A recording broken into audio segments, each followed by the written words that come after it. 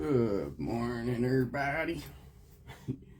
Yeah, it's Tradition 7 today, and you'll hear saying in the rooms that Tradition 7 is the only one you have to do 100% yourself. It's fully self-supporting. You need no one else but you. Yeah, this one is fucking. You could have given me a million fucking cracks at it, and I never would have anticipated this one. There is no way. My hope for humanity is actually pretty strong, contrary to my hate for most of it. Because, fuck me, is this one baffling. So I have heard what they push about Tradition 7 in the treatment centers, and it actually contradicts everything in every way you possibly could.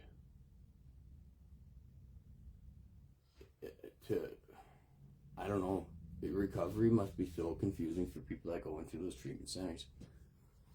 Because, this one sort of makes sense, where all the fucking constant need to manipulate people into selfish, toxic bullshit is probably just because a lot of people's brains really are in conflict with this ideology they push. Because when you go into the meetings, everything that everyone says goes against what they tell you Tradition 7 means. One addict helping another. Pay it forward. Community.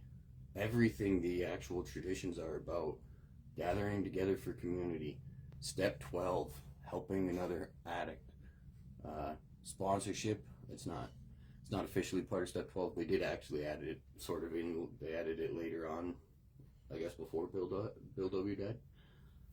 Everything was emergent, I guess, in everything was through trial and error and emergent.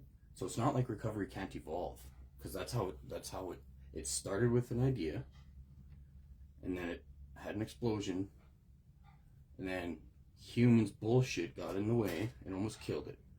Then they introduced the traditions. We'll start with this. It started with an idea, and then it had an explosion, and then they realized we need sort of a structure to help people understand what we're getting at, because they probably spent way too much time constantly trying to explain shit to people. So through that, they realized we need structure for each individual. So they created the steps. And how do we make sure that we stay on point? Is the steps is they help you take a look at your life. It was actually grounded in a lot of scientific personal growth based aspects, and they blended personal growth,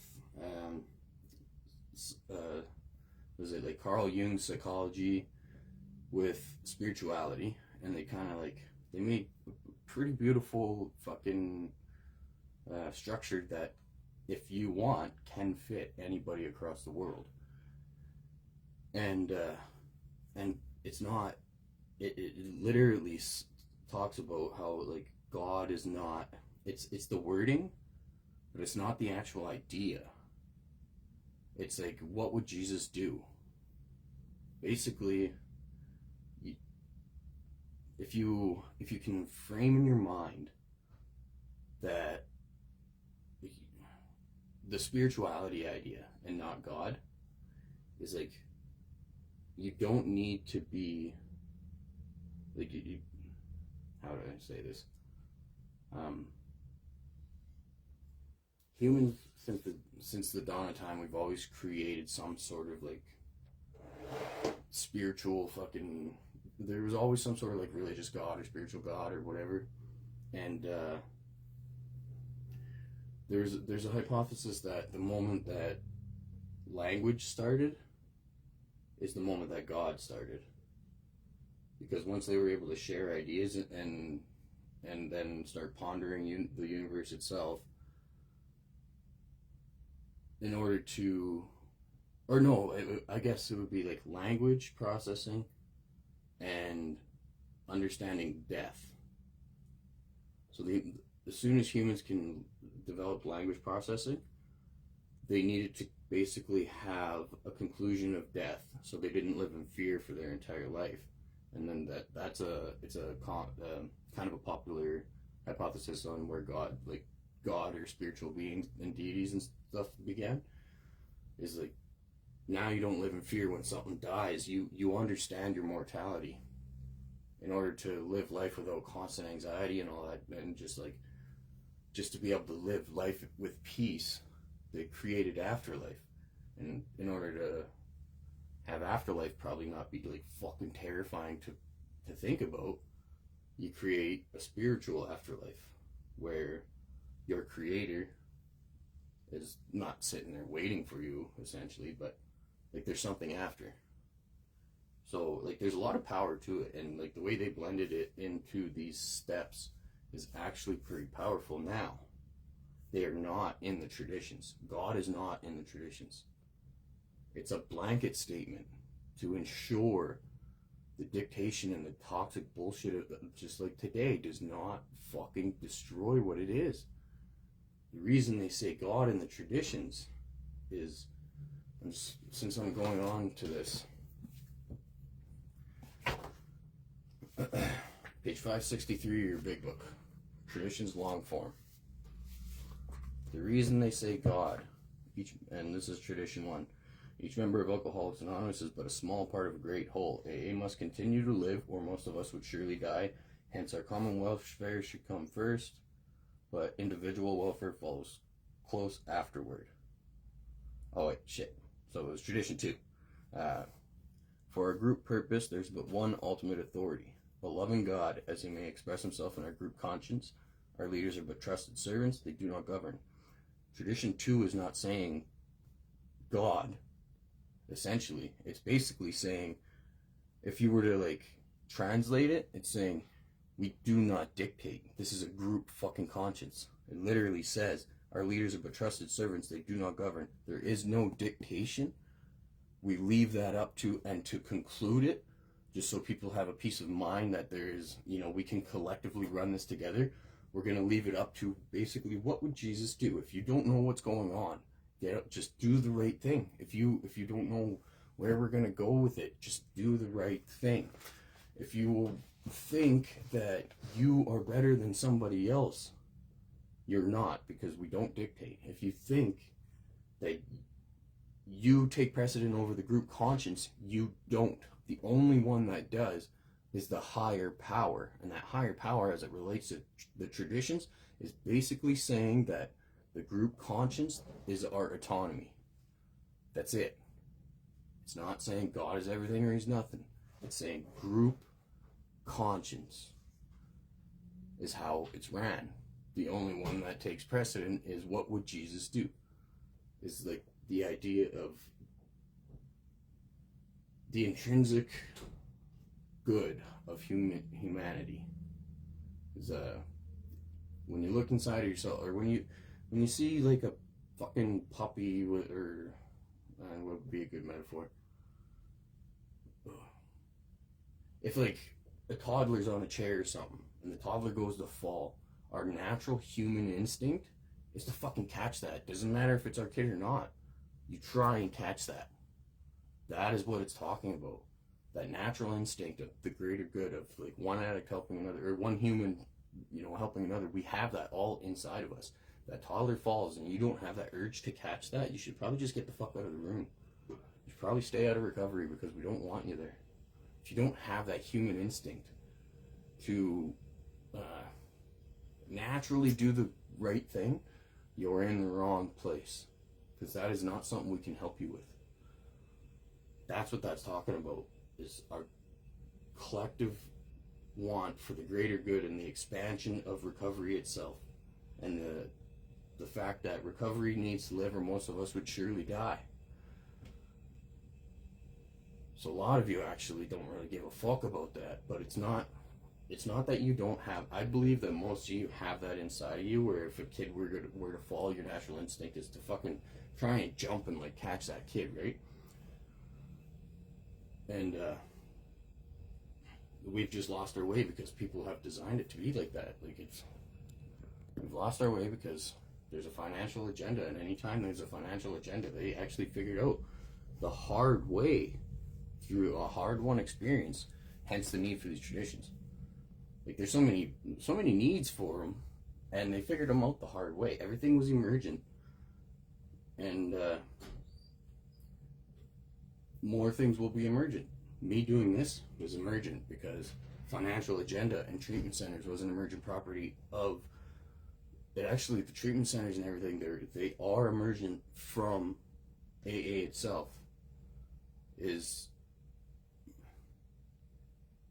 at mass scale, they wanted to, I believe that the intention behind it was actually good. It's just the moment you add a financial agenda and the moment you add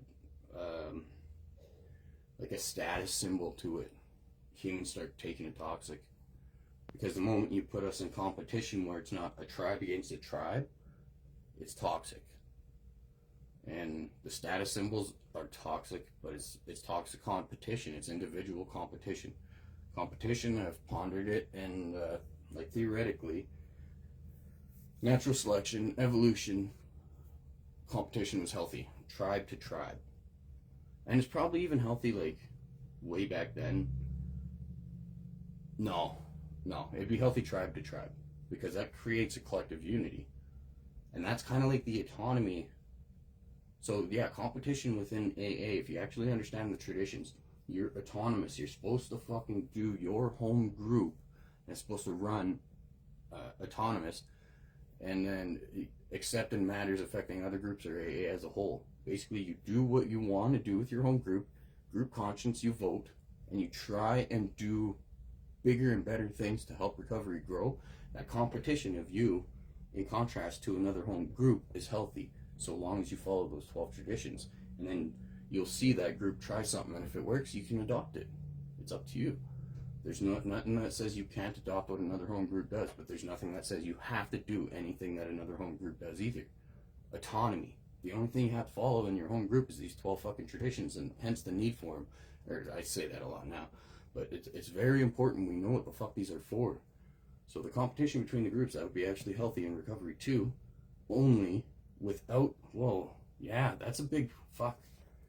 That's a huge part of what's going on right now, is like, humans are naturally, we're gonna have competition, but it can actually unite us, or it could divide us. And without these traditions, without your home groups, there's no fucking such thing as unity, so it's all about division. I'm gonna really look into that. That's a big part of what's going on here. Because like I believe the greatest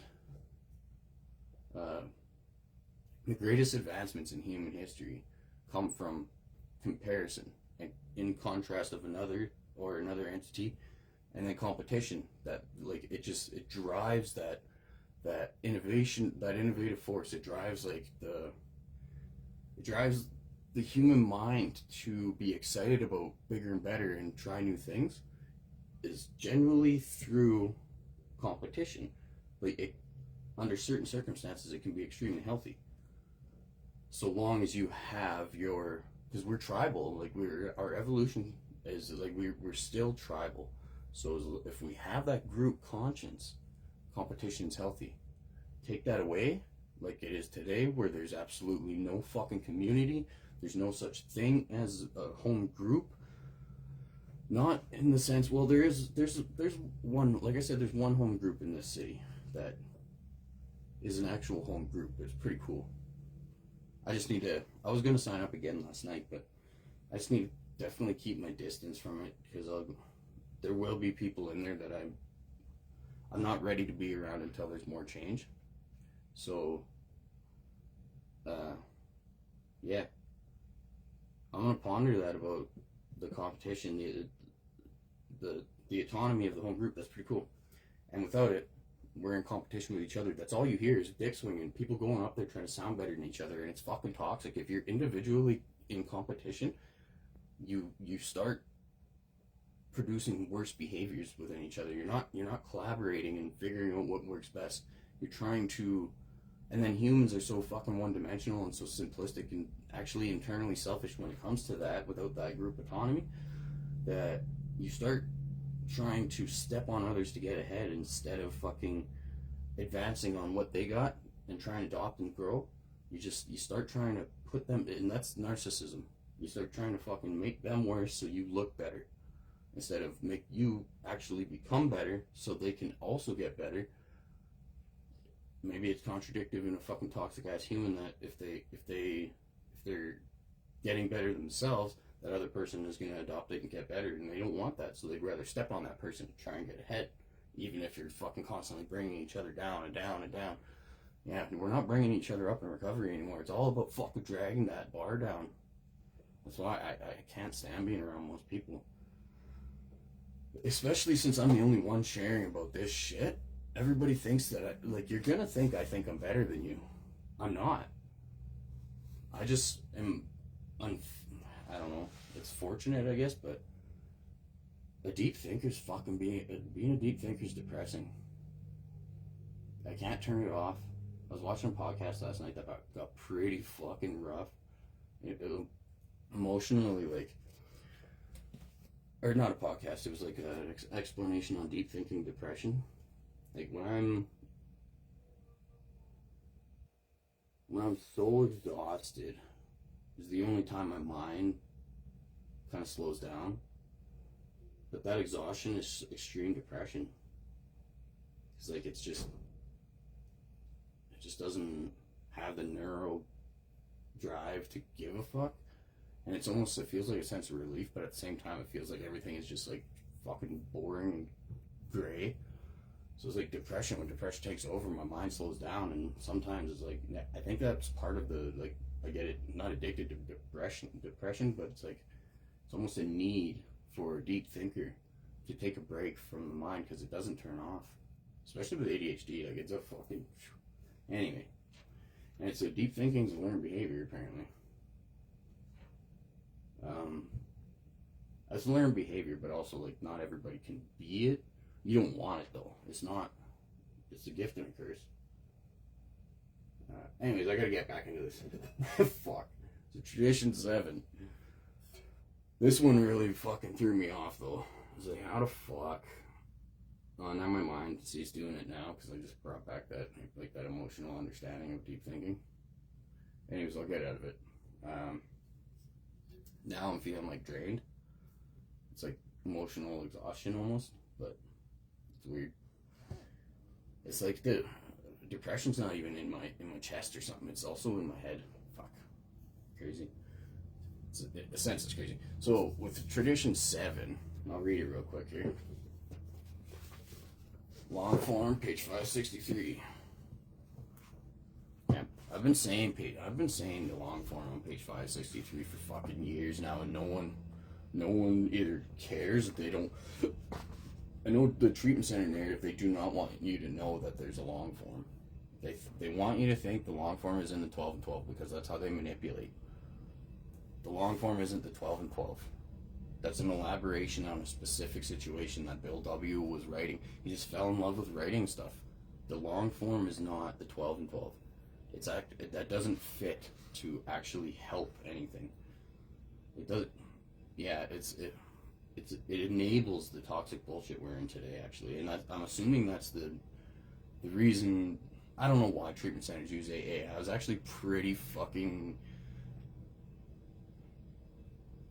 taken back that they're using AA to do the manipulation, because this is where the structure started. Maybe that's why, but this is where the information is. Every 12-step program, if you want to know the traditions, you have to learn AAs, because they all were adopted with the permission of AA. Because AA went through trial and error they didn't know what collaborating disgusting human. Well, they didn't know that the disgusting human behavior when you gather in a group without a structure. It's like dogs sharing. You put dogs together and they start picking up on each other's bad behaviors, not their good ones. Without structure, so do humans.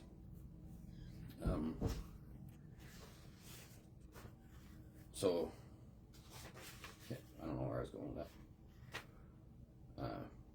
Yeah, so you need these 12 rules for each home group. That's what they're for. Or we'll just collect in there to be competitive against each other instead of fucking collecting for, unity. And these are for the home group. So if you don't have a home group, don't fucking worry about the traditions. I say that all the time. If you don't have a home group, unless you're like chairing a meeting or something, you need to know the traditions. But nobody does. Nobody knows them. Either nobody knows them or nobody wants you to know them, so they pretend they don't fucking know them. But if you don't have a home group, don't worry about the traditions until you get a home group. And if you're fucking home group because either nobody knows them or wants you to know them, and you don't, if you get a home group and you want to know about them, and I'll help anybody that wants to understand it. It's all right here, page 563. But you do actually just get Grok and ask. I'll show you at the end. Anyways, tradition 7: the AA groups themselves ought to be fully self-supported by the voluntary contributions of their own members. We think that each group should soon achieve this ideal. Okay, so when they say we think that each group should soon achieve this ideal, that means that in the beginning, if you want to start a home group, you may need, like, I'm assuming, maybe I'll ask Grok about that to dive in a little bit more, but the AA groups themselves ought to be fully self-supporting by voluntary contributions of their own members.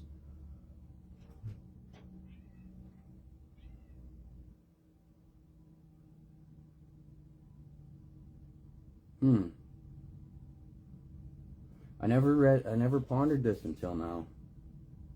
This is why I love doing it. When I have an audience, my mind will pick up on more shit. Even if the audience isn't, if they're gonna watch. So I think everything has been fucking. This could be. I gotta look into this. So, the AA groups themselves ought to be fully self-supported by voluntary contributions of their own members. That's talking to your home group specific as opposed to other home groups. I don't think we're supposed to be passing around a collection plate. I don't think we're supposed to be doing that. I think that in the beginning, to get your meeting off the ground, you do. And then once your meeting's off the ground, the home group members pitch in for rent and shit like that. We think that each group should soon achieve this ideal. Because if you think about it in contrast, tradition 4, with respect to its own affairs, they're all talking to the same thing. Every tradition is talking to your home group structure and nothing else. So tradition 4, with respect to its own affairs, each AA group should be responsible to no other authority than its own conscience. That means your home group's conscience opposed to other people's. Like, not opposed to, but if they're not in your home group, and if they're in another home group and they're active in that other home group, they stay the fuck out of yours. They don't come and dictate yours. They don't bounce around. I see people do it all the time, going to other meetings and shit just to be a part of their business meeting so they can dictate them into retarded toxic bullshit. That dumb bitch that I fucking hate the most, and she does it. She just bounces around in meetings to fuck shit up because she's a toxic piece of shit. She's the NA fucking, I don't know, what is it? She's the bitch that I've hated since the moment I went to an NA. I stopped going to those NA fucking events because it's just toxic bullshit that she's running for Calgary, and like nobody learns anything. It's not community building, especially the one I went to. It was actually division and just dick swinging and fucking narcissism. It just bred more narcissism, and that was the first thing I ever went to in the city. And I fucking hate the bitch ever since. So they'll bounce around and they'll go dictate other home groups. If they have a home group and tell them to get the fuck out of your meeting. Say, no, I'm not letting you sign up. If you have a home group you're involved in, go help that one. That's what the traditions are talking about. But when its plans concern the welfare of neighboring groups also, the groups ought to be consulted. And no group, regional committee, or individual should ever take any action that may greatly affect AA as a whole without conferring with the trustees or general service board on such issues. Common welfare is paramount. These are structures for your home group. The traditions aren't meant to dictate your personal life. They're not meant to fucking dictate what you do outside of those rooms. They're meant to dictate, or they're 12 rules that you must follow when you want to participate in a home group. The steps are for your personal recovery and nothing more. The traditions are for the home group structure and nothing fucking more. They're not for AA as a whole. It says it right there in Tradition 4. Each group should be responsible to its own authority, meaning your home group members, the group conscience, what you vote on. As long as you follow those 12 traditions, you guys decide what fucking happens. So, I think that the A is a Tradition 7. The AA groups themselves ought to be fully self-supported by the voluntary contributions of their own members. That's not saying voluntary contribution of AA members. It's saying voluntary contributions of their own members. We think that each group should soon achieve this ideal, that any public solicitation of funds using the name of Alcoholics Anonymous is highly dangerous. So we think that each group should soon achieve this ideal. So when you start out, I bet you it means you pass around the plate. And the moment that you don't need to pass around that plate, you don't pass around that plate. Or you start collecting like $40,000 like the Garnet Block that has fucking over 150 meetings a month and 1 hour business meeting a month. Over 150 meetings a month and a 1 hour business meeting. That obviously you're getting nothing done but arguing. That one, it's because it's ran by treatment centers. They gotta fucking, and if you think I'm breaking their anonymity, if you think I'm talking about anything, just go on Google. They're the only fucking meeting in the city on Google Maps, on Google, because it's the Dream Center Garnet Block, ran by the Dream Center, with over $40,000 in their reserve apparently, because they have over 150 meetings a month and a 1 hour business meeting. Fucking retarded. See, obviously they don't want you to know what these traditions are. They're breaking everyone just in that.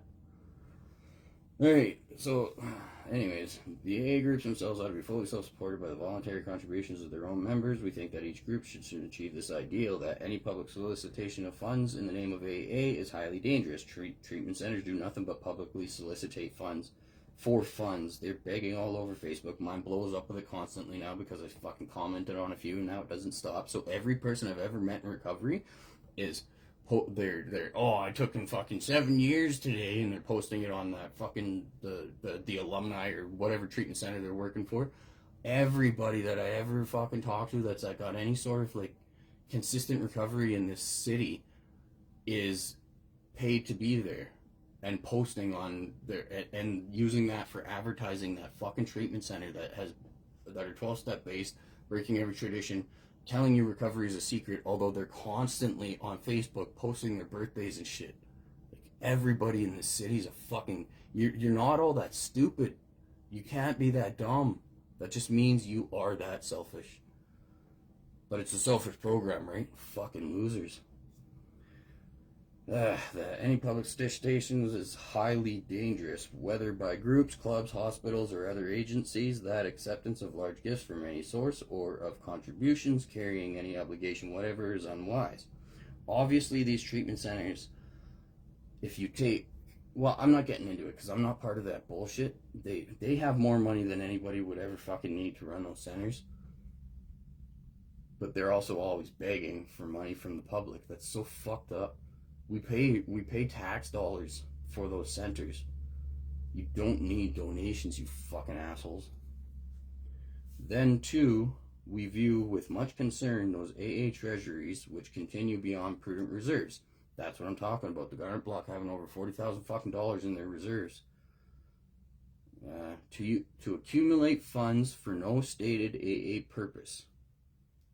Yeah. 100, like the rent on that building, because they have over 150 meetings a day, they probably have to rent that room all day. Well, they do. They either rent it or they own it. I think the Dream Center might actually own that.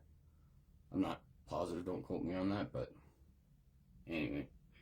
Experience has often warned us that nothing can so surely destroy our spiritual heritage as feudal disputes over property, money, and authority. The authority, treatment center. The property, Dream Center owns that fucking garnet block apparently. And authority, property, money, and authority. And obviously, I don't know. It's weird. I'm not gonna try and fucking dig into that too much because that's me being way too focused on one fucking place. But it's the worst part of what happens in recovery. It's the best. It's a weird combination of the best meeting and the worst meeting in the city because it does the 1-in-1. It does the manipulation at high fucking speed. It does the step one and tradition one. I hope that now that you people are watching this, that when you're at the Garnet Block and any other meeting in the city, and I'm saying Garnet Block because you guys are advertising on Google Maps, so I don't give a shit, that you guys can obviously handle this scrutiny if you really don't give a fuck about anything but yourself.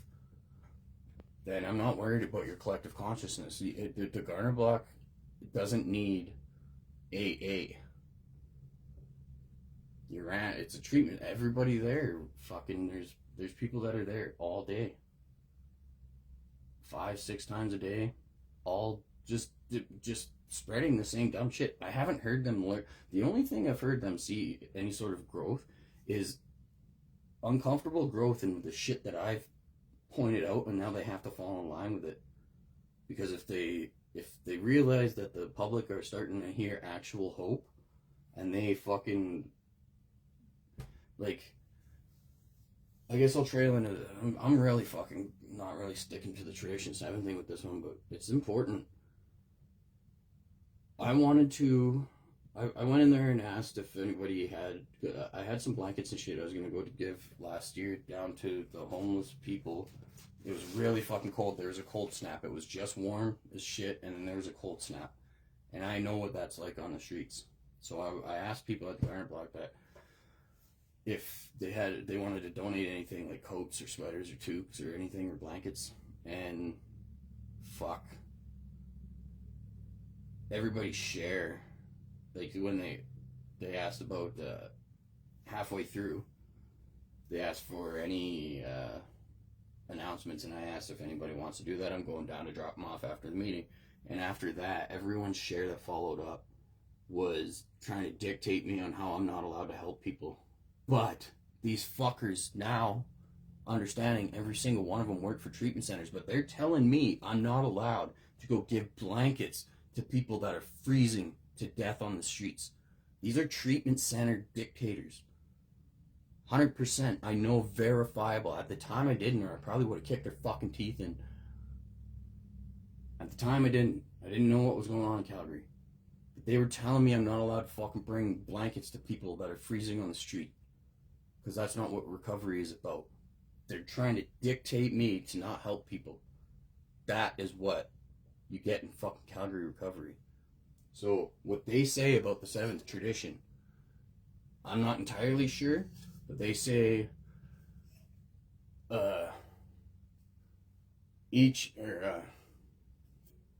fully self-supporting. I don't know how they frame it, but Buddy actually mentioned it, and he fucking regretted it after. The reason why they tell you recovery is a secret and you're not allowed to spread it to the world is because the manipulation they're doing on the traditions, if that got out. Because I've been piecing it together for a long time, and it's still, I don't know. Somebody needs to go in and just fucking figure out what they're actually doing, but you need somebody to go in that is like a incognito reporter, what do you call it? Not ninja. You need a ninja in recovery with a fucking camera. They need to expose what's happening, because Tradition 7's what actually pointed it out. But all the other ones I could have went along with, all the other ones it was confusing, because they are quite confusing the way it's worded. And until you have your home group and understand what they're for, it's really hard to put together in your mind what the fuck they're for. It took me a long time to figure out what they're actually for because of the manipulation, all the way up in Grand Prairie even. So, but Tradition 7's an obvious one. And I was like, there's no fucking way that they would make that a selfish ideology. And it is the most selfish fucking destructive ideology they come up with is Tradition 7. It's fucked. That Tradition 7 says you need nobody but yourself. So I went and I grabbed this fucking Tradition 7 cup. I went and paid like $30 for this fucking cup because I was going to go around making fun of everybody. I was like, you guys, you can make up all the bullshit you want about the traditions, but there's no fucking way you can manipulate Tradition 7. I was gonna run around these meetings with a lot of people in them and start begging for money because I'm fully self-supporting. Turns out, like, I was making fun of it. I had no fucking clue that they actually did turn it into self-supporting. So if I went around and I started begging money, it would have fit their structure. I'd be like, oh, my recovery is fully self-supported, guys. Come on, give me some fucking money, give me some money. Turns out, it would have been on point. It would have been the perfect fucking metaphor for what these dipshits think. Like, I can't believe that can fit. But the manipulation that happens in these centers, everything about the treatment centers in Calgary is not to help people. It's to ensure they manipulate them out of what it's supposed to actually fucking be. You have to put a lot of fucking effort into manipulating people into thinking the 7th tradition is about personal self bullshit. It's for people not in recovery, in church, when they pass around the collection plate and you donate to keep external forces outside of your church, so governments don't run your church, so one person doesn't dictate your church, although people give a lot of big donations to guide their, I've seen it, that they kind of guide the church to where they want, and that's like recovery. The reason why we don't allow that, there's actually, so when I ask Grok, I'm going to ask it a couple things, and one of them is there's a cap of how much you're allowed to donate at one time, so people can't persuade people to do what they want. Treatment centers, they're just raping. Every fucking minute of their being is to manipulate you out of the actual structure of recovery. They have to, because they break every one of these traditions. Why they started using the 12 traditions, the only conclusion, or why they started using the 12-step programs is the only conclusion I could come up with is they needed to kill the only competition that actually fucking works. Because that financial incentive is not to solve the issue.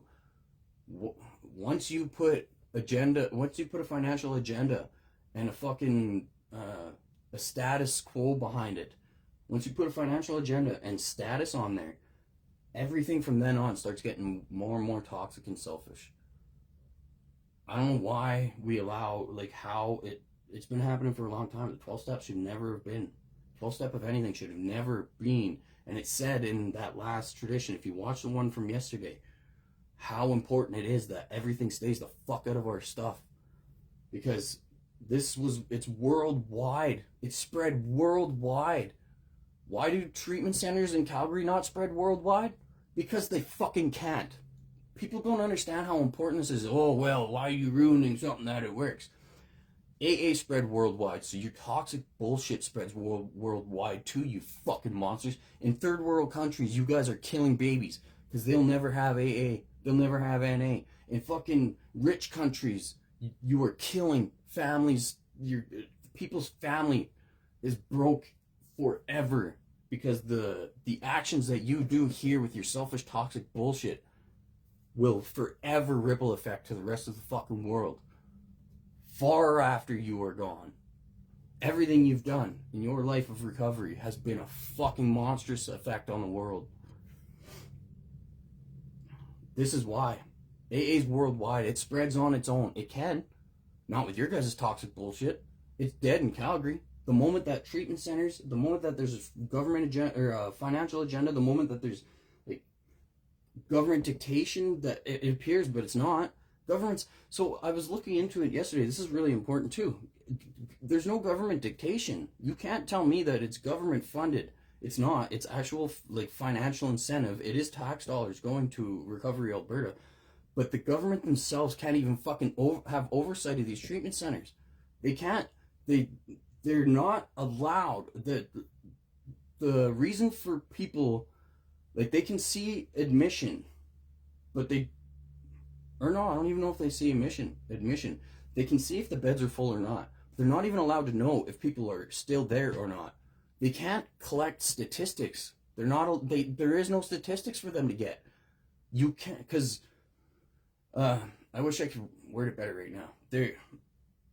I was trying to look into it. I used 3 fucking AIs to try and find the statistics of how many people go in and out of certain treatment centers. And they can't. What they did find after me fucking getting them to search for like 2 hours, what they did find is the government can't even fucking track how many people are going in and out of these treatment centers and how long they stay in Calgary. You know how fucked up that is? That means there's no oversight. We can't protect what's happening. We can't help it grow. We can't even see what works and what doesn't.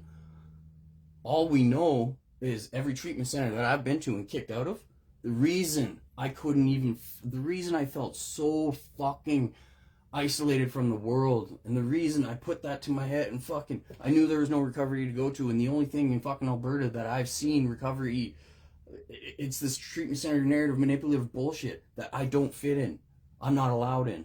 I'm not allowed in recovery in Calgary. I'm not allowed in recovery in Alberta. They're not allowed to track actual fucking the physical evidence of what's going on, so we can't even tell what's happening. We can't even tell if you feed more money if it's actually helping. The only thing we do know is that it doesn't fucking work. The only thing we do know is that it's destroying what used to fucking work.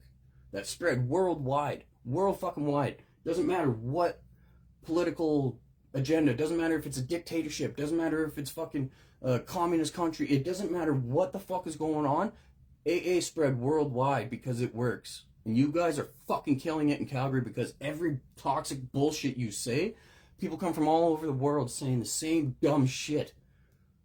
Same selfish ideology spreads worldwide too, you fucking losers. You have no idea the implications of your fucking actions. And I hope I fucking open some eyes with this. So now let's get into the pamphlet of Tradition 7.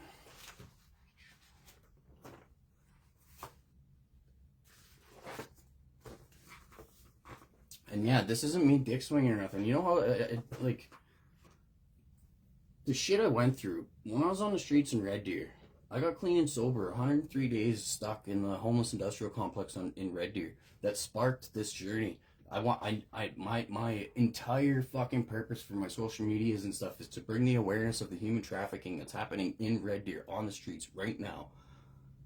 And didn't understand how that can happen in the open. And the homeless industrial complex, the fucking detox that's sharing a parking lot with a safe injection site, sharing a parking lot where there's staff shooting up addicts who are too fucked up to shoot themselves up. Detox is sharing a parking lot in Red Deer with a place they have people paid to fucking shoot drugs into people on the streets, and it's legal to do it out in the open down there. It's not legal, but cops stay away. I found that I proved the 3 fucking points the moment you cross that line, because they were waiting for me to get off of that fucking. They arrested me the moment I crossed these 3 lines. I got arrested and I was in jail for fucking. I figured out the 3 fucking spots from the downtown complex. There's people paid to shoot up the addicts down there. There's people paid to ensure they keep getting drugs into the homeless. That's what their job is at the safe injection site. Connect a parking lot with like I went and I smashed. One of the reasons I got arrested is I went and I smashed the fucking, like, I was so mad at everything going on down there. I think I might have even videoed it, but I got arrested for this. But they couldn't arrest me until I got onto, like, off of that downtown part. The cops had to stay away. And then 7 fucking cops roll up because they have to arrest me with like 7 of them because of my history and shit. 7 cops roll up and fucking arrest me, and I throw my fucking blade this way because I always walked around when I was doing a lot of dangerous shit. I had like a fucking giant machete on me and stuff downtown. But I smashed the detox windows out, and they actually didn't press charges on me, which was nice. It's almost like they understood or something. But I went and I smashed the windows out, and like all the a whole group of like the homeless people. It's so fucked up down there. They're all coming at me, and I got my machete out, and I'm gonna chop fucking heads off. I just snapped one day, and I smashed the detox windows because it's sharing the parking lot with the safe injection site. And I watched a girl that went to detox, and she was telling me she went to detox for smoking weed. Her mom put her in detox. She's 19 at the time when she went in there, and when she got out, she just hung out with the people outside of down at that homeless industrial. Basically, the crimes is legal to do down there. You can do basically whatever the fuck you want down where everybody is being human trafficked right in the fucking open.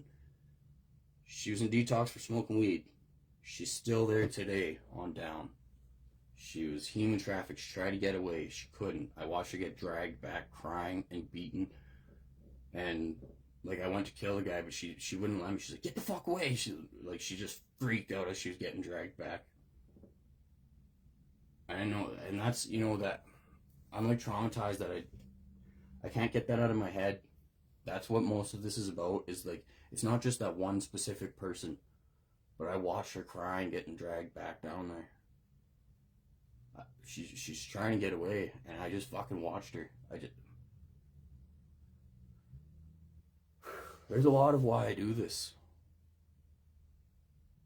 But I watched somebody get dragged back, and she didn't let me. I should have killed him. Anyway, now I'm just fucking gonna cry. This is why I do this, you fucking assholes. It's not about you, and it's not about me. It's about everybody out there. It's about the still suffering. It's about the people being human trafficked in the fucking open. And your ego. You go to rooms every day of your fucking life to try and like dick swing and say you talk to God every day, and all you're doing is manipulating people out of the actual purpose of these fucking programs. And your ego that you claim to have none because your spiritual awakening is the only thing about your existence that is going on right now, you fucking losers. Recovery wasn't meant for your toxic, selfish fucking bullshit so you can go and you suck your own cock in front of everybody every day of your life to pretend like you're God's gift to this fucking world. You're a fucking piece of shit monster. Anyways, the seventh tradition. Fuck, I shouldn't have went into that. Now I'm just fucking... It's not angry, it's not sad, it's just like... I have a lot of hatred for myself for not doing anything, even though she wouldn't let me. She stopped me from doing a bunch of stuff. Cause like I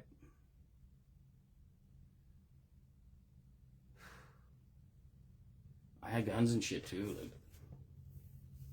I don't know. I should have killed him. Anyways. I'd be in jail for the rest of my life, and fucking nothing probably would have happened, so I guess it's better that I didn't. But I have to keep doing this. I have to keep doing this, or me letting her get fucking dragged back to human trafficking right in the open, where like hundreds of fucking... Go downtown Red Deer in the summertime, you'll see like 300 people. It looks like a fucking party, but it's 300 people being human trafficked against their will. That homeless shelter, the wet shelter, there, if you walk in there, they had this tiny little fucking squared off part where people can sleep in the winter. This is a tiny little squared off piece, and the entire rest of the fucking shelter was... It looked like you can buy clothes. It looked like a fucking clothes shop. They have all these donated clothes all hanging up. They're dressing up the homeless people. There's bags and bags and bags. And I say homeless, but they're young, pretty women, young, pretty boys that get sex trafficked. And there's bags and bags and bags of clothes getting thrown out. And bags getting donated because they dress them up, they send them out, they come back in, they're fucking tattered up. And then it's just like an endless cycle of clothes going into that dumpster that were donated. It's fucked up there. It's so fucked up. So if you're wondering why I do what I do, I just fucking explained it. I've been doing this for a long time though. I've hated recovery. Like, I've hated what you guys done for recovery for a very long time. So I guess I forgot what I was even getting into. When I was on the streets, I got 103 days clean and sober, and I did that by trying to help, and I just realized I couldn't. I realized I didn't. There's nothing I could do. Like, I was trying to help the women and the men when I could, but I was more focused on the women. I felt fucking terrible for that. So like every day, my 103 days clean and sober on the streets, every day I did something. I tried to do something to help them.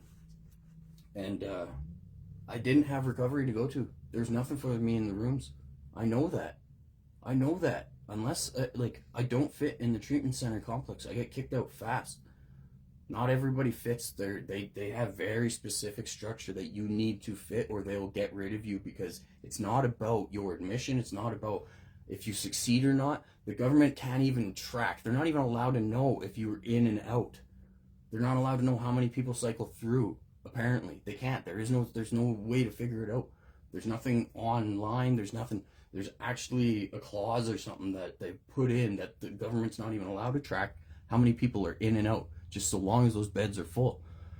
So I don't fit that structure. Many people don't. If you don't fit that very specific structure, they kick you out, because if you are, it's laziness. They don't care about you.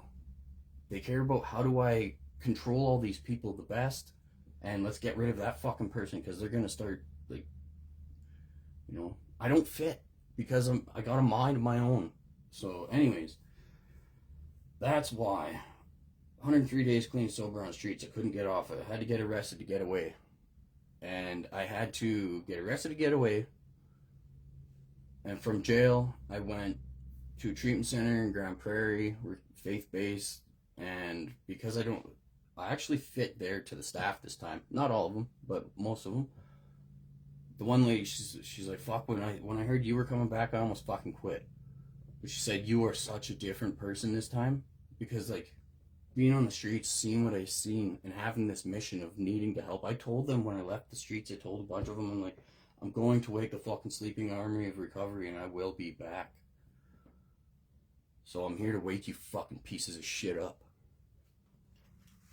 Because it's not meant for your selfish, toxic bullshit. It's not meant so you can suck your own cock for the rest of your life in front of a group of people. If you think recovery is just about you, stop going to those fucking rooms, because you don't need to be there. There's no point in you're there. You're actually making it worse. Your ripple effect on this world is fucking disgusting. I guess that wasn't tradition. It is tradition 7. Self-supporting, hey? Fucking losers. Every AA group ought to be fully self-supporting and declining outside contributions. And then it's got some cartoons here. This one, passing the basket. Like in church. Passing the basket at meetings is a way of meeting our responsibility for the work of AA. Our own contributions support the group, the general service office, and all AA activities. Yeah, so I guess home groups used to have a lot of people. Now it's only got 5 people. That's where my confusion of that is. It is saying at first you're only supposed to, at first, if you need help, you pass the collection plate around if you're behind on rent and shit.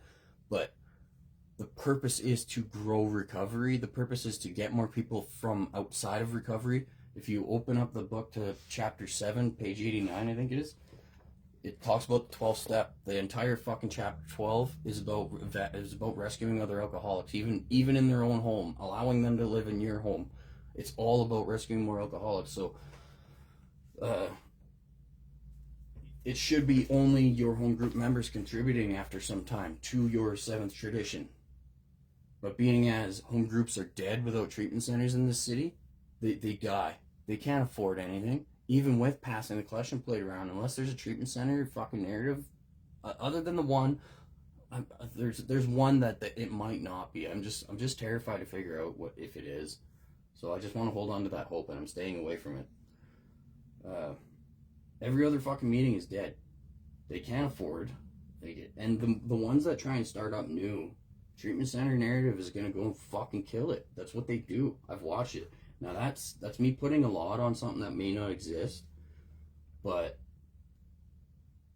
it's weird. The treatment centers, the way it seems very choreographed. The way they bounce all these people around to different meetings out of nowhere.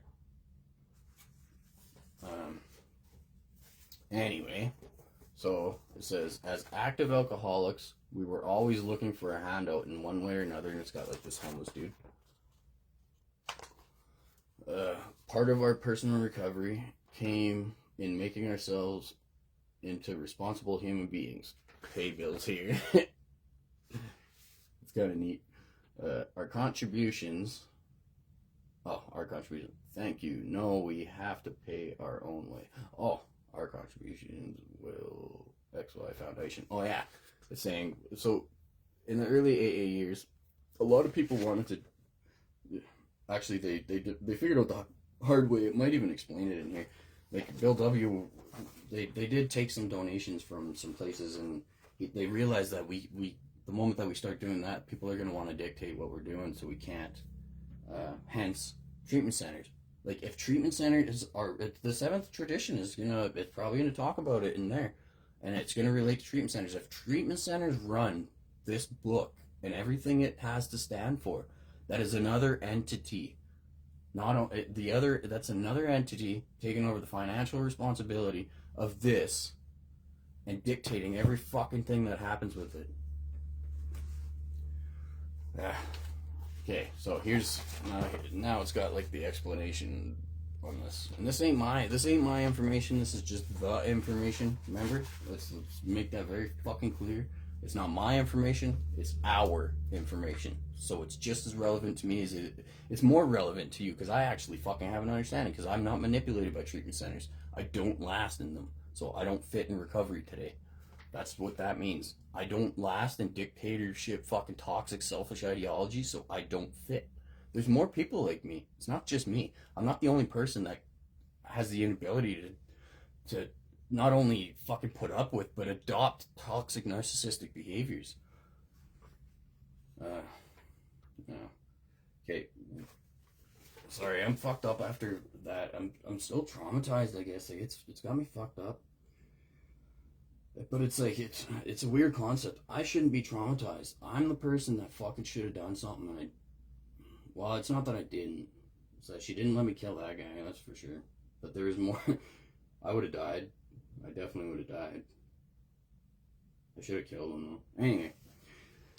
We do have to be practical. A group can hardly hold its regular meetings on a street corner, and an empty basket won't fill a coffee run. As soon as we become active in a group, we learn how many expenses are involved in making its meetings effective.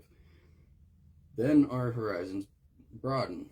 What about the intergroup or central office so many of us called to ask for help? Phone companies don't give free services, so back then it probably cost a lot to pay a phone company. And it's still not free today. Beyond our own locality, we learn about the AA General Service Office and the work it does for groups everywhere. AA activity is self-supporting at all levels, and in every case, the responsibility comes right back to us, the individual members, for we are AA. That's talking about your group autonomy. There is no dictator. It's not about God is everything or he's nothing. It's about every person has a say, so we avoid dictatorships.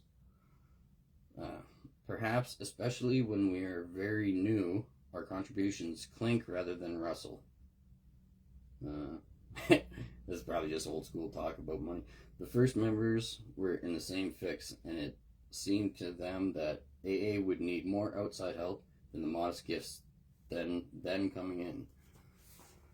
Their plans required grand scale philanthropy. Tradition 6 hadn't evolved yet. Okay, so yeah, it's probably about to talk about what I was just saying, how like they reached out for money and realized it was a bad idea. Or realized it could be a bad idea. In the moment of getting AA off the ground, there was a very much need, and it's a good thing that there were fucking we all owe our lives to Bill W's inability, to his love for what they created. We all owe our lives because any one of you guys that can fall into that toxic bullshit of fucking treatment centers, if you had the inspiration to create this, it would have very quickly turned into selfish, toxic ideology, and none of us would be safe.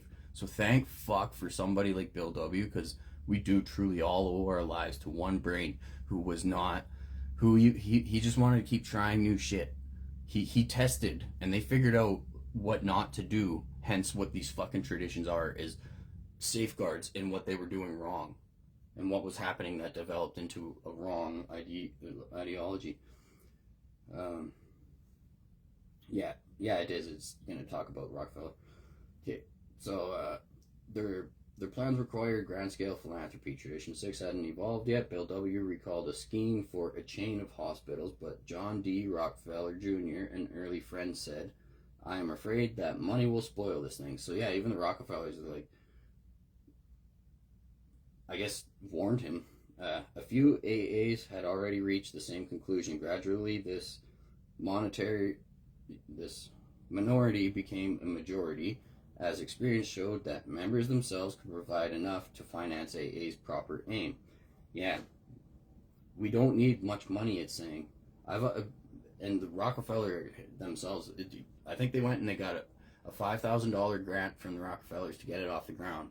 Back then, $5,000 would be $25,000. Now, probably easy, it'd be around probably $25,000 to get it off the ground. Don't quote me on that number. It could be a lot more, but it's probably a little less. And then, group experience. Like, they all realize we don't need much money, and money will divert us from our primary spiritual aim. In its simplest application, Tradition 7 is easily understood. When we hear about a new AA group being started with funds from a federal anti-poverty program, our quick reaction is somebody goofed. But then we come to borderline cases. Groups put on a raffle for the benefit of their central office and invite the public to buy tickets. A hometown paper runs an ad for an AA dance and show. Look at that, eh? Recovery a secret, is it, you fucking losers? Although you guys, the treatment centers convince you recovery is a secret, go on Facebook and look up Calgary Treatment Center. See what you find. Although that's them convincing you it's a secret. They're on there constantly fucking begging for money, using people's face as graduates for promoting their fucking bullshit. Where's all the faces that you kick out that nobody's even allowed to know that you do? Where's all their faces, you fucking losers? And it's simple. Oh, okay, yeah, and I digress, right? Fuck. It's because you guys I can't wake the sleeping army that I've intended to for years. It's because you guys, there is no such thing as a sleeping army. There's a financial incentive of your fucking bullshit. That's all it is selfish, toxic bullshit in recovery. There's no one addict helping another. There's you dipshits dictating everyone. Fucking losers. Both projects would be routine for any other society. For us, both mean that we've got the handout again, asking non-members for money. Often, of course, we don't ask to ask. AA is now high on the worthy cause list. GSO and groups politely turn down many unsolicited gifts and banquets. In Tradition 7, there's a note of realism. Handsome gifts may have strings attached. We even put a limit of, here it is, I don't have to ask ChatGPT, or Grok. We even put a limit of $10,000 on the amount members may leave to AA in their will, and when you die you can only leave 10 grand, and a limit of 5 grand that they may contribute annually while living, so that none of us can can buy influence in AA no matter how rich we are. Yeah, you see that right there too. It's all about trying to deny influence. Deny influence, deny association. Not even affiliated. You can't even be affiliated. So dictating by treatment centers, obviously now I sound like a broken record, but to the people who haven't heard it, treatment centers have raped AA, NA, CA, CMA from the fucking toes up.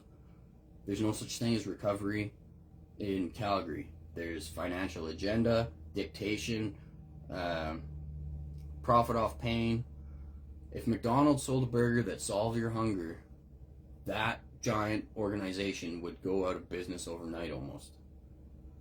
So to assume that the homeless industrial complex is actually doing anything to help is naive, but why would you assume otherwise? It's the same as, like, why would people assume people are manipulating the traditions?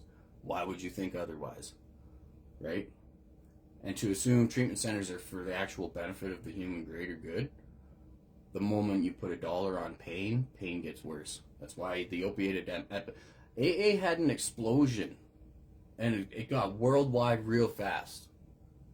And then, all of a sudden, now that we have the solution, where the fuck is all the solutions going?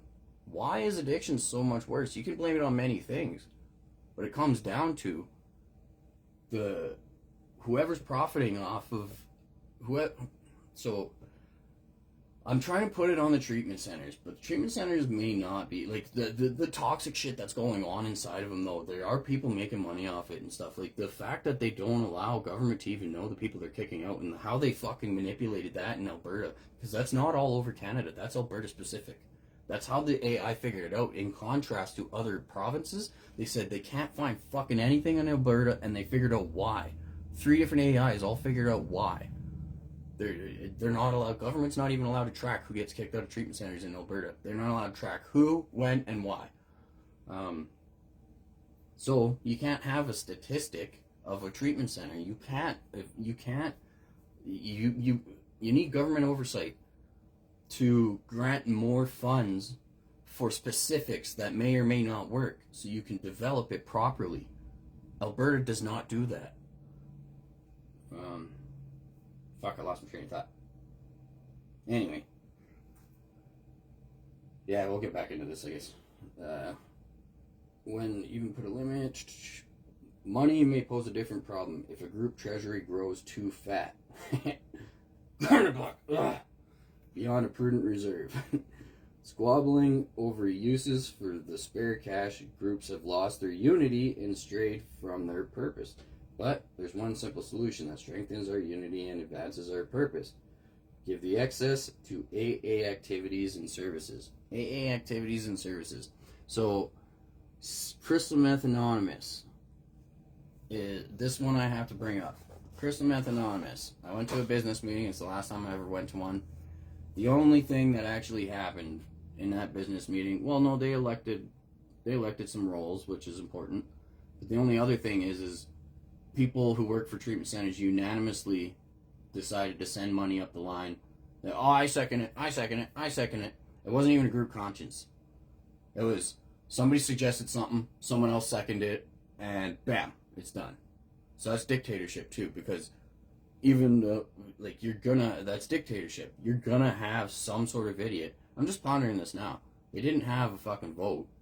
They just needed somebody to second some unrealistic bullshit, and then it would happen. So they, oh, can we send some money of this up to the area? Yeah, I second it. I was like, why? What are you doing?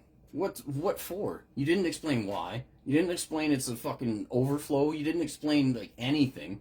And then I tried to explain to them, I'm like, this is the... I got defeated too in the moment. I just stopped talking. I'm like, fucking whatever. This is the last time I'm ever coming to this bullshit. But CMA is just treatment center narrative. CA, treatment center narrative.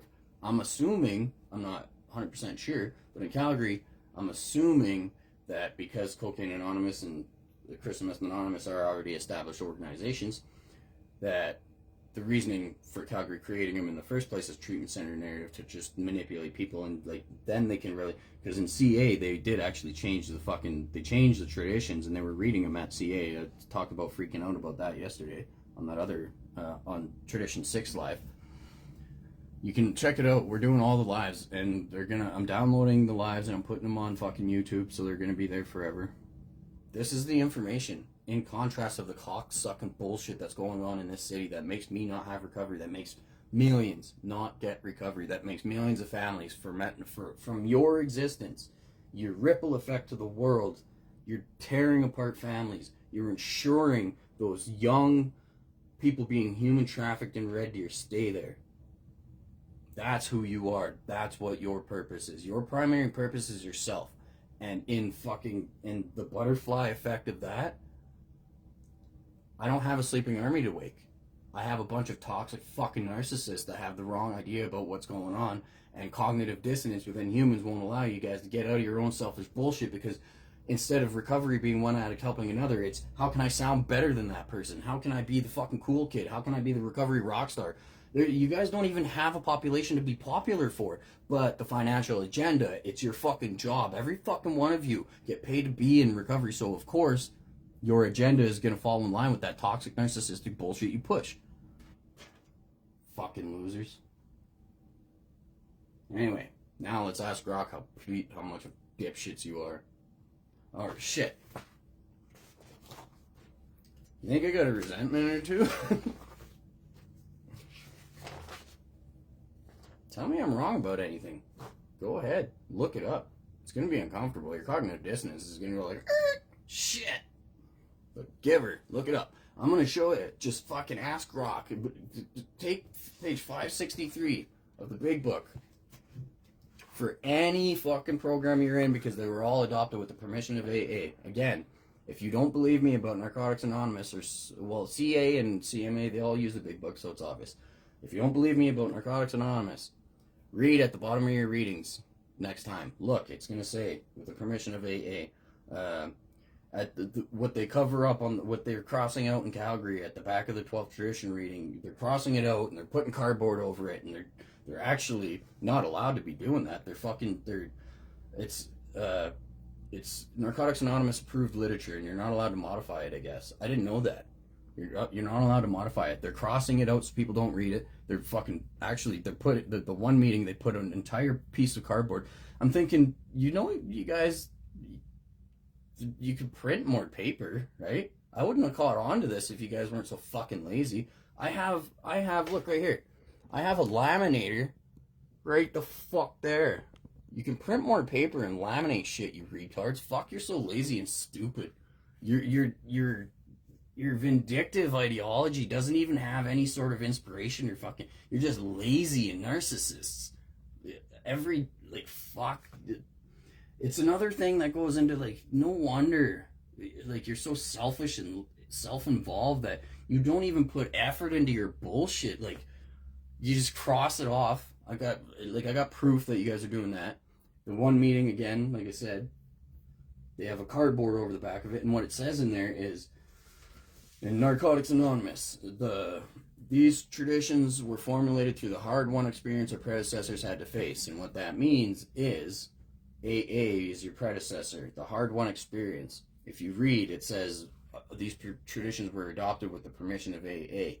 The hard-won experience is they didn't know they needed the traditions. They didn't even know they needed the steps until the meetings got worldwide, or they didn't know they needed the steps. It was an emergent property that they come up with as it went. And then the traditions they didn't know they needed until the meetings started getting started spreading, and they realized it's like putting dogs together. They're going to fucking start picking up on each other's bad behaviors, and the meetings got toxic. They needed rules because black people weren't allowed in some meetings. If you weren't a straight white male when the meetings popped off, you weren't allowed in meetings. Dr. Bob himself had a famous saying, under every skirt there's a slip. He didn't want women in the meetings at first. The traditions are actually, every one of you that's not a straight white male, without these fucking traditions you wouldn't be in recovery. And you don't give a fuck about them. You just want to sound like you know what you're talking about. You want to be better than each other. You want to act as if. You just want to suck your cock for the rest of your life in front of a group of people to see who could deep throat it the most over time. Fuck. All the while having God's cock in your mouth at the same time. So you guys are pretty fucking talented. Or your cocks are really small. But how do you... I don't know. It's a weird complex, really. I'm losing my voice, fuck. You guys are probably thinking, finally! Nah. Something's going on. Feels like I'm losing it or something. Where was I? What was I doing? Tradition 7? What the fuck was I doing? I don't know what the... Page 563. I forget. Whatever. Yeah, the traditions are on page 563. I forget what I was about to do. So now we're just going to ask Rock what the fuck he thinks about. Oh, shit. It was, it'll come to me. We're just going to ask Rock. If you want to know anything, if you want to know you're all wrong, no, I shouldn't frame it like that. If you want to know everything you've ever been told about recovery is complete 100% fucking bullshit, and the 12th step, I know the step, I haven't met anybody that knows the steps. Everybody's telling me to do them, but I haven't heard anybody actually do them. So until people start doing them, I don't give a fuck about them. The 12th step, page 89, I believe, chapter 7, the 12th step. Your 12th step, when there was only 2 people. Okay, I guess, so the steps were created. No, but when there was 100 people. The 12th step, if it was all about toxic, selfish ideology, AA never would have grown. It never would have been a fucking thing, you idiots. The 12th step is literally about going out and rescuing more. Growing recovery. Chapter 7, page 89, working with others. Practical experience shows that nothing will so much ensure immunity from drinking as intensive work with other alcoholics. That has been adopted into sponsorship as well, but sponsorship is important, so I'm not saying that it's not. It's also, but if you think that recovery it just magically had millions of people in it without the 12th step being actually getting more people off of alcohol, you're fucking wrong. It says, it works when no other activities, or when other activities fail. This is our 12th suggestion. They say, because not everybody's ready to do them at the time. They're not meant for dictatorship. They're not meant to convince people to do them a specific way. Your sponsor will have a structure that if you guys want to keep working together, you make that decision. There is no requirement to be in AA. The tradition that says the only requirement for membership is a desire to stop, that means there's no requirement for AA, but there's requirements for joining a home group. It says there's no requirements other than a desire to stop, so long as you have no other affiliation. That's just for the home group. Again, the traditions are only for the home group. If you want to be a part of AA, the steps are suggestive only because there's no fucking requirement to be a part of AA. Anybody can sit in that meeting. It could be your kids, it could be your grandparents, it could be your lawyer. Like, so long as there's outside bullshit stays outside, then we're good to go.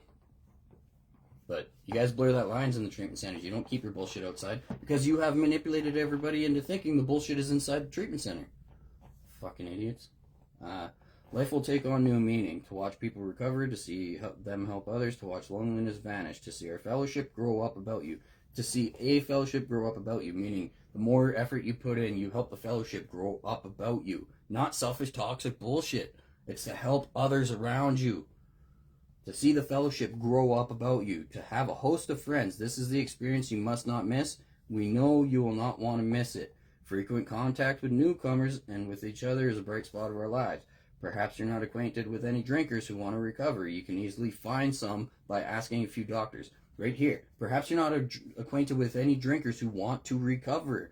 You can easily find some by asking a few doctors, ministers, priests, or hospitals. They'll be glad to assist you.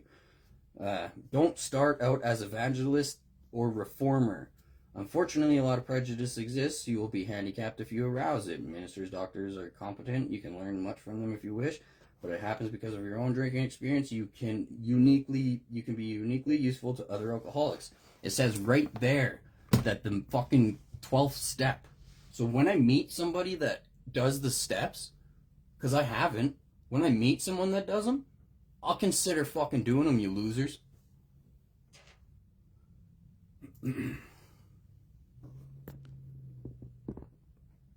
Hey. Hey. We're on tradition 7, and we got the live going. It went on for a little while, but I don't give a fuck. It's important.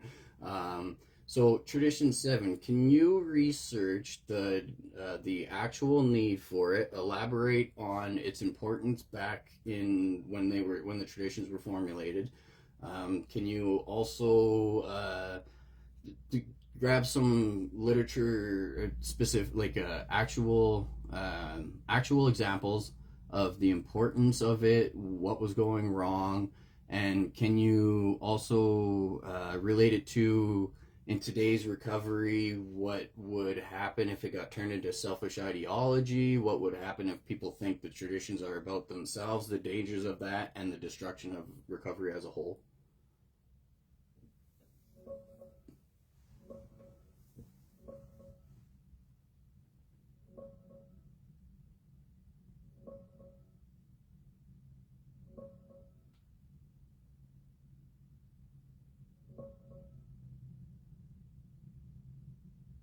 Tradition 7. Every AA group ought to be fully self-supporting, declining outside contributions. That's the short form, straight from the Big Book and AA.org. The long form adds, the AA groups themselves ought to be fully supported by the voluntary contributions of their own members. We think that each group should achieve this ideal as soon as it possibly can. Experience has often warned us that nothing can so surely destroy our spiritual heritage as futile disputes over property, money, and authority. The actual need. What was going wrong in the 1940s when the traditions were hammered out? 1946 to 1950, AA was exploding, and money issues were ripping groups apart. Real examples from approved literature. Rich outsiders wanted to help AA. Some offered big donations, buildings, even endowments. Bill W. tells in the pamphlet, P17, AA Tradition, How It Developed, AA.org PDF, about a wealthy non-alcoholic who wanted to bankroll a national headquarters and clubs. Groups got excited. Free money sounded great, but it quickly turned into strings attached. Donors wanting control, prestige, or to push their own agendas. Early clubs and hospitals ran into debt. Groups took loans or accepted outside cash to keep them afloat. When the money dried up or donors demanded influence, fights erupted. P17 cites cases where clubs collapsed under unpaid rent and members argued bitterly over who was responsible, turning spiritual meetings into business meetings. Public fundraising stunts. Some groups held paid dances, lotteries, or begged in newspapers. This made AA look like a charity case and scared off alcoholics who wanted anonymity and dignity, not a handout organization. Bill W. summed it up in his 1948 Grapevine article, reprinted in P17. We had discovered that money and spirituality don't mix well. Nothing can kill us quicker than controversy over cash. The need was crystal clear. If AA accepted outside money, it would lose independence, get controlled by non-alcoholics, and drown in disputes over who owns what.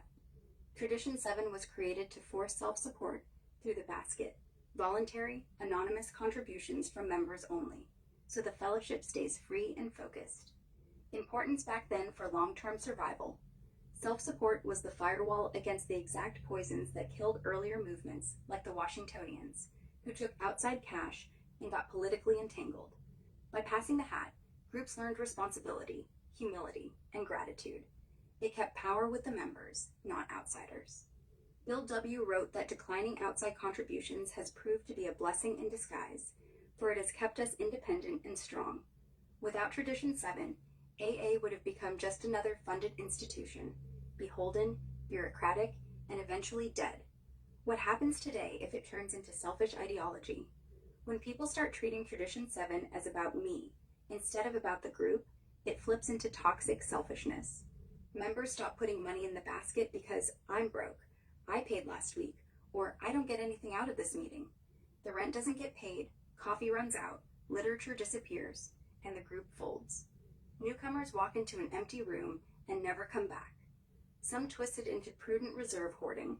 Groups sit on thousands while neighboring groups struggle, or GSRs refuse to send money upstairs to district, intergroup, GSO because my group needs it more. Service structure starves. No literature gets printed. No public information work happens. Prisons and treatment facilities lose meetings. Worst version, ego-driven, I paid, so I decide. People who toss in bigger bucks start acting like they own the group conscience, pushing formats, controlling coffee money, or threatening to withhold if they don't get their way. That's exactly the disputes over property, money, and authority the long form warns about. Destruction of recovery as a whole, if Tradition 7 collapses into selfish ideology. Groups die from lack of rent, fewer meetings, fewer newcomers find help, relapse and death rates climb. Service structure withers, no coordinated outreach, no website, no hotline, no big books in prisons. AA shrinks and becomes invisible. The message gets buried under resentment. Meetings turn into arguments about money instead of sharing experience, strength, and hope. Outside perception sours. If AA ever took government or donor cash to expand, it would lose anonymity, get regulated, and be forced to compromise principles. Bill W. was blunt. Self-support is not just a good idea, it is the price of our survival.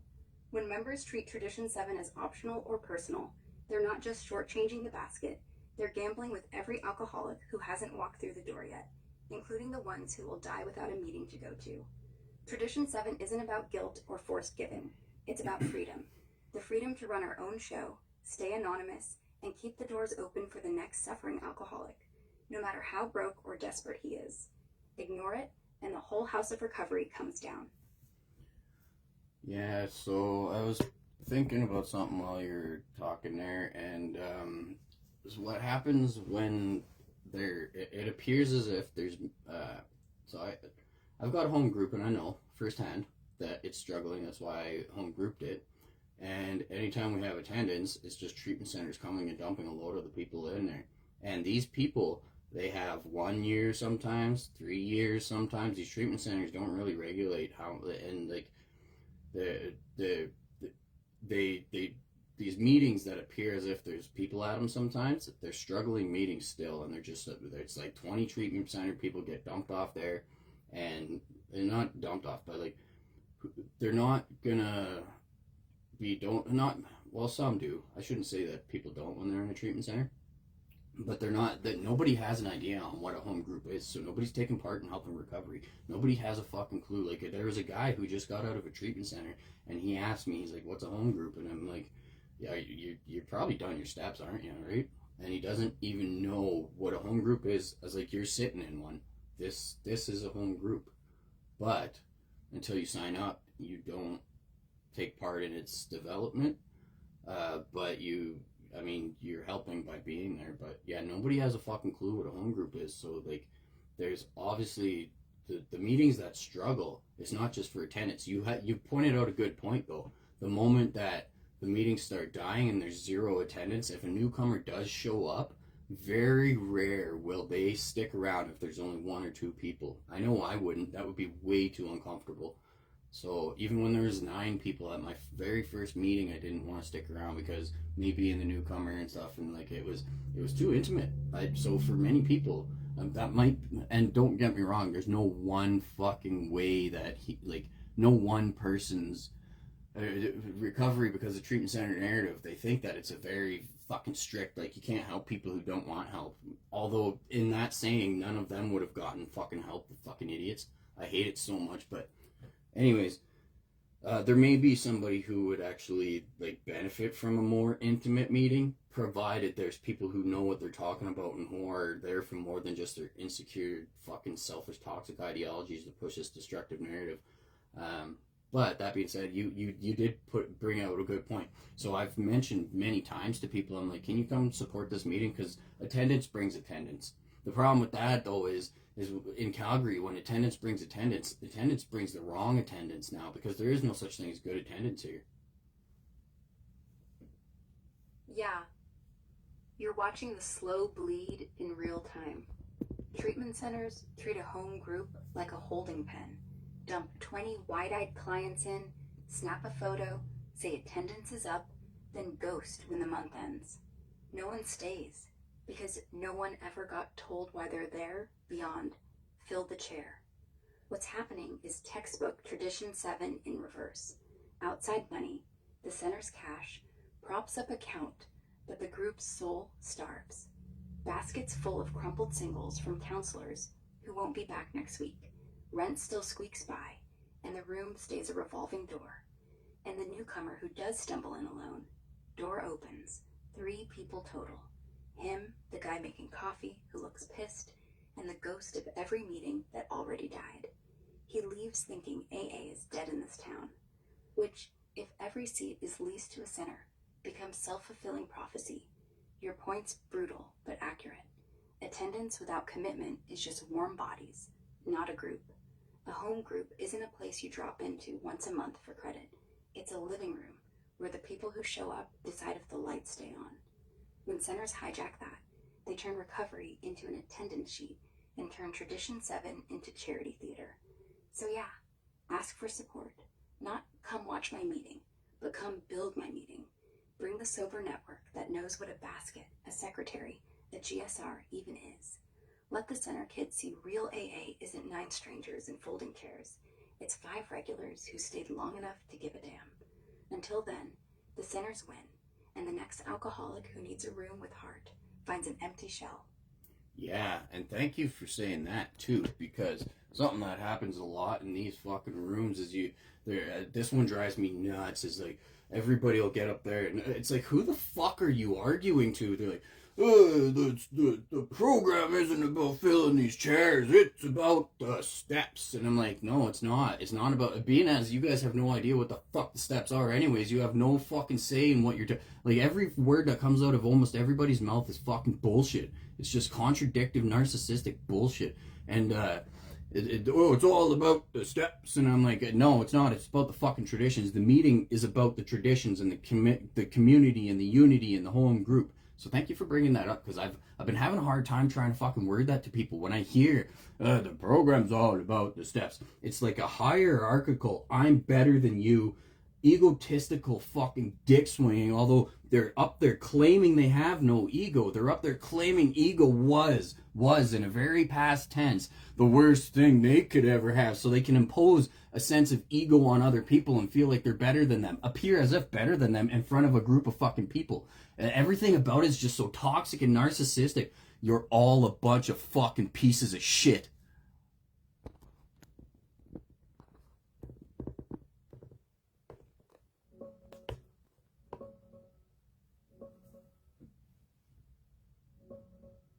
Yeah, man, I hear you loud and clear. When people scream, it's all about the steps. What they're really doing is turning the program into a personal ego ladder. Look how many steps I've done. Look how spiritual I am. It's dick swinging disguised as humility. And the second you point out the traditions, they act like you just pissed on their sponsor's grave. But here's the cold truth. The traditions hammer home. The steps keep me sober. The traditions keep AA alive, so I have a place to work the steps. Without the traditions, there's no meeting, no basket, no rent paid, no coffee, no big books, no unity. Just a bunch of egomaniacs with inferiority complexes arguing in a parking lot. The meeting isn't your personal therapy stage. It isn't your chance to show off how deep your step work is. It's a lifeboat. And the traditions are the rules that keep the boat from sinking while a bunch of drowning alcoholics climb aboard. When someone says it's all about the steps, what they're actually saying is it's all about me and how far I've come. That's the exact opposite of what Tradition 12 demands. Principles before personalities. So yeah, call it out. Harsh works when the disease is loud. The traditions aren't sexy. They don't get you applause. But they're the reason any of us are still here to work steps at all. Keep swinging for the traditions, brother. The real ones will hear you. The narcissists will just prove your point by getting pissed. Thank you.